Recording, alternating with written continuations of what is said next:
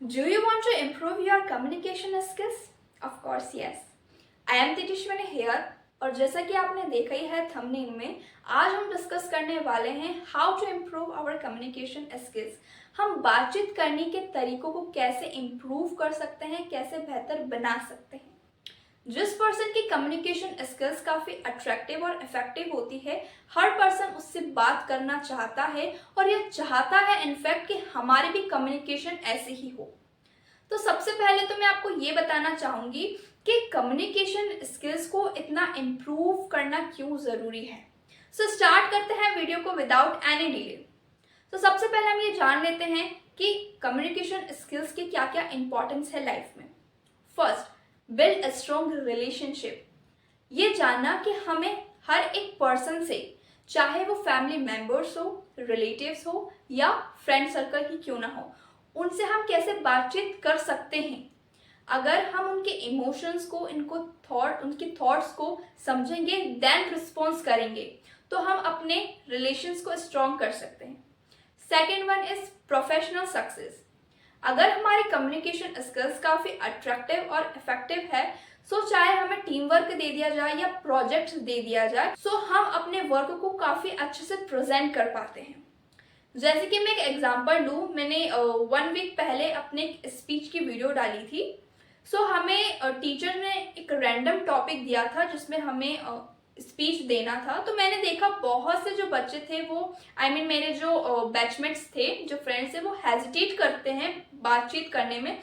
उन्हें पता है कि उन्हें क्या बोलना है, बट वो उन्हें समझ में नहीं आ पाता है कि वो अपनी फीलिंग्स को कैसे एक्सप्रेस करें। तो यहाँ ज़रूरी हो जाता है हमारी कम्युनिकेशन स्किल्स को बेटर करना। Third one is resolving issues. अगर हमारी कम्युनिकेशन स्किल्स काफ़ी अट्रैक्टिव है, तो हम हमारे प्रॉब्लम्स को एज वेल एज दूसरे के प्रॉब्लम्स को इजीली सॉल्व कर सकते हैं, उनकी बातों को, उनकी प्रॉब्लम्स को समझकर। Next one is boosting self confidence. अगर आपका कम्युनिकेशन स्किल्स काफ़ी अट्रैक्टिव और इफेक्टिव है, तो आपका सेल्फ कॉन्फिडेंस अपने आप ही इंक्रीज हो जाता है। मैंने बहुत से पीपल को देखा है कि वो पब्लिक एरियाज पे या किसी का कॉल आता है तो वो हेजिटेट कर जाते हैं, यानी कि उनके रिलेटिव्स भी अगर घर पे उनसे मिलने के लिए आते हैं तो वो बाहर नहीं जाते। उन्हें ऐसा लगता है कि हम क्या बात करेंगे या कॉल कैसे अटेंड करेंगे, वो क्या बोलेंगे, हम उसका क्या रिस्पॉन्स देंगे। सो ये बहुत ज़्यादा इम्पॉर्टेंट है कि हम अपने कम्युनिकेशन स्किल्स को इम्प्रूव करें ताकि हम अपना सेल्फ कॉन्फिडेंस भी इंक्रीज कर सकें। अब हम आते हैं कि हम कैसे इम्प्रूव कर सकते हैं अपनी कम्युनिकेशन स्किल्स को। First one is the art of listening. आज के ज़माने में हर कोई अपने आप को प्रूव करने में लगा है, कोई किसी की सुनना पसंद नहीं करता है। मैंने देखा है, इनफैक्ट आप लोगों ने भी ये नोटिस किया होगा कि एक इंसान की बात कंप्लीट नहीं होती, लेकिन उसके बीच में कोई दूसरा बोल जाता है। सबसे पहले तो आपको ये करना है कि जब आप किसी से बात कर रहे हैं या सामने वाला अगर आपसे कुछ बोल रहा है, तो आप पहले उसकी पूरी बात को कंप्लीट होने दें, देन आप अपना रिस्पॉन्स दें। और जब भी आप किसी से बात करें तो सामने वाले पर्सन से आप हमेशा आई कांटेक्ट बना कर रखिए, क्योंकि आई कांटेक्ट जो है आपकी प्रेजेंस, अटेंशन और अट्रैक्टिवनेस को प्रेजेंट करता है। Second one is clear and concise communication. अगर सामने वाले ने आपसे कुछ क्वेश्चन किया है तो आप उसका बहुत ही क्लियर एंड कॉन्साइज आंसर दे। यानी कि बहुत सारे ऐसे पर्सन्स होते हैं जिससे क्वेश्चन पूछा जाता है, लेकिन बहुत ही वो घुमा फिरा कर आंसर देता है। तो अपनी कम्युनिकेशन स्किल्स को इम्प्रूव करने के लिए आपको ये सीखना है कि अगर किसी ने आपसे कुछ क्वेश्चंस पूछा है तो आप उसका सटीक आंसर दें, मीन्स क्लियर और कॉन्साइज आप उसको आंसर दें। इसके अलावा है बॉडी लैंग्वेज।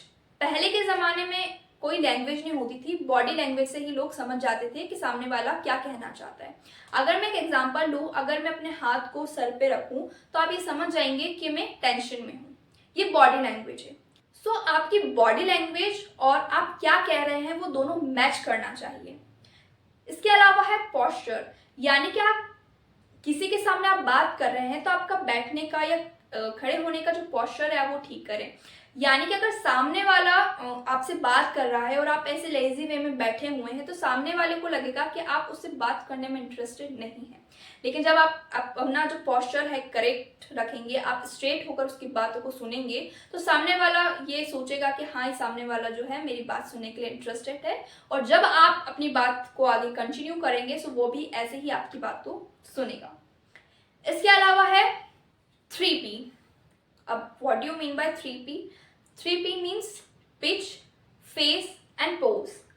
यानी कि जब आप बोलते हैं तो ये 3 चीज बहुत ज्यादा इंपॉर्टेंट हो जाती है। फर्स्ट वन इज पिच, यानी कि कब आपको अपनी वॉइस को अप करना है, कब डाउन करना है।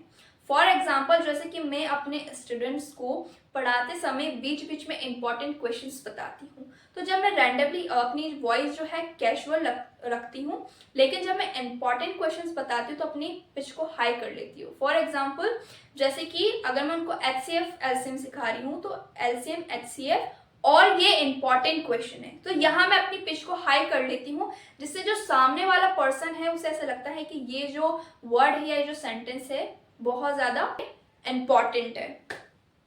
इसके अलावा है फेस। फेस मीन्स गति, यानी कि बहुत सारे लोग बहुत स्लोली बोलते हैं, बहुत से लोग जो है बहुत फास्ट बोलते हैं। तो आपको इस चीज का ध्यान रखना है कि कहाँ आपको रुकना है, कहाँ आपको फास्ट बोलना है और कहाँ स्लो बोलना है। Third one is pose. जैसे कि आपने पॉलिटिशियंस जो लीडर्स हैं उनको देखा होगा, या कॉमेडियंस जो होते हैं उनको देखा होगा, वो एक एक सेंटेंस के बाद पोज लेते हैं।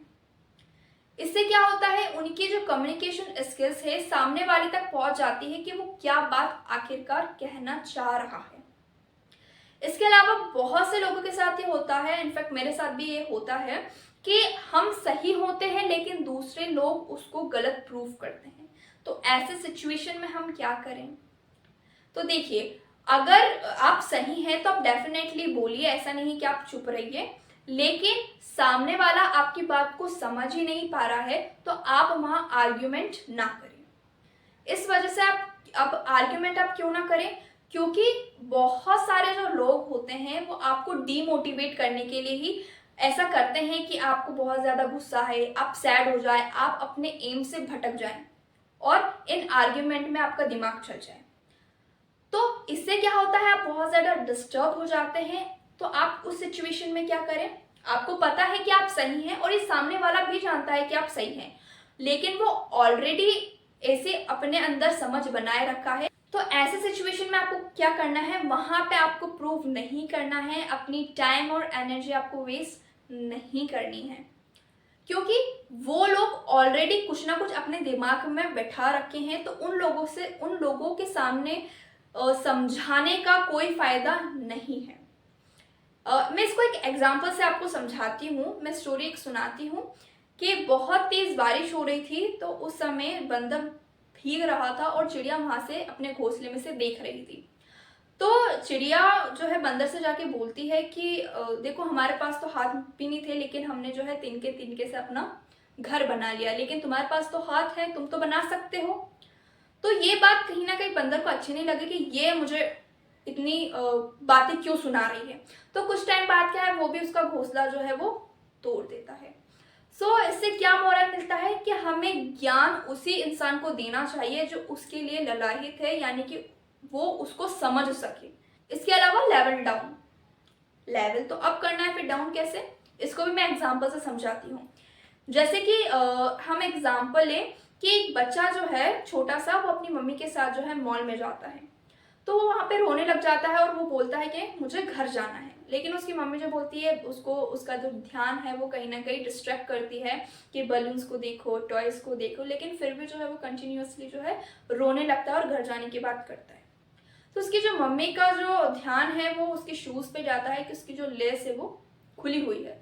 तो जब वो उसको बांधने के लिए जब नीचे बैठती है, तो उन्होंने ये चीज नोटिस करी कि उस बच्चे को कुछ दिख ही नहीं रहा है, क्योंकि इतनी भीड़ है कि बस उन पर्सन्स के लेग उसको दिख रहे हैं, पैर उसको दिख रहे हैं। तो जब वो उसको उठाती है और फिर बोलती है कि चलो घर चलते, तो तब वो बोलता है कि नहीं, मुझे घर नहीं जाना, मुझे यहीं घूमना है। तो इससे हमें पता चलता है कि जब हम अपनी बात को किसी सामने वाले को समझाते हैं उससे पहले हमें उसके लेवल पे जाके उसके पॉइंट ऑफ व्यू को, उसके नज़रिए को समझना होता है, फिर उसको अपनी बात समझानी होती है ताकि वो आपकी बात को अच्छे से समझ सके।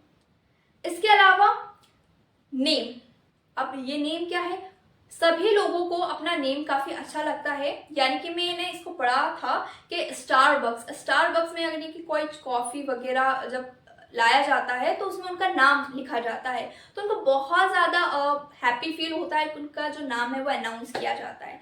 तो आप भी कोशिश कीजिए कि जब आप किसी से कुछ काम करवा रहे हैं या किसी से कुछ बोल रहे हैं तो आप उनका नेम लेके उनको बुलाएं। इसके अलावा मैं बताने वाली हूँ कि आप इसको कैसे प्रैक्टिस कर सकते हैं।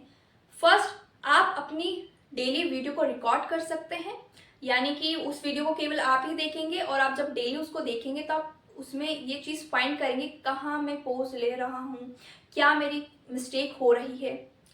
इसके अलावा second one is watching videos, जिसका आपको कम्युनिकेशन स्किल्स काफ़ी अट्रैक्टिव और इफेक्टिव लगता है, आप उसकी वीडियो को वॉच करें, इससे आपके अंदर भी एक यूनिक स्टाइल डेवलप होगी। सो आई होप आपको इस वीडियो से बहुत हेल्प मिली होगी। Thanks for watching and don't forget to subscribe my channel.